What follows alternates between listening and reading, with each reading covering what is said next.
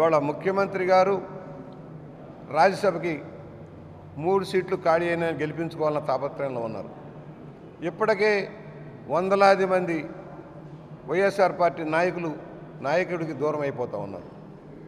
వాళ్ళంతా పిలుస్తున్నారు, రాజ్యసభలో మీ అభ్యర్థిని పెట్టండి, మేము గెలిపిస్తాం. ఈ దుర్మార్గపు ముఖ్యమంత్రి ఆలోచన విధానానికి భిన్నంగా మేము వ్యవహరిస్తాం, తెలుగుదేశం పార్టీ అభ్యర్థిని గెలిపిస్తాం, మీరు అభ్యర్థిని పెట్టండి అనే పరిస్థితిలో ఉందంటే అర్థం చేసుకోవచ్చు. ఇప్పటికే 50 మంది దాకా ఎమ్మెల్యేలు మాకు టచ్లో ఉన్నారు. మేము గెలిపిస్తాం, మీరు పెట్టండి అనే పరిస్థితి ఉందంటే అర్థం చేసుకోవచ్చు. ఇవాళ గంటా శ్రీనివాసరావు గారు ఒక రాజీనామాను ఆమోదించినంత మాత్రాన పోయేదేమీ లేదు.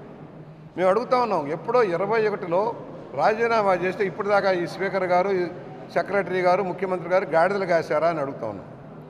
ఏదైతే విశాఖ ఉక్కు ప్రైవేటీకరణకు వ్యతిరేకంగా గంటా శ్రీనివాసరావు గారు రాజీనామా చేసి కేంద్ర ప్రభుత్వం మీద, రాష్ట్ర ప్రభుత్వం మీద ఒత్తిడి తేవాలని ప్రయత్నం చేస్తే ఇప్పటిదాకా ఆ ప్రయత్నం ముందుకు సాగపోలేదు. కనీసం ఆయన ఉక్కును ప్రైవేటీకరించవద్దని చెప్పలేదు. రాష్ట్ర సంపదంతా ఆదాయానికి కట్టబెడతా ఉన్నాడు, పోర్టులన్నీ కూడా ఆయన కట్టబెడతా ఉన్నాడు, ఆయన వాటా ఆయన తీసుకుంటా ఉన్నాడు ముఖ్యమంత్రి గారు. ఫలితంగా రాష్ట్రం నష్టపోతూ ఉంది.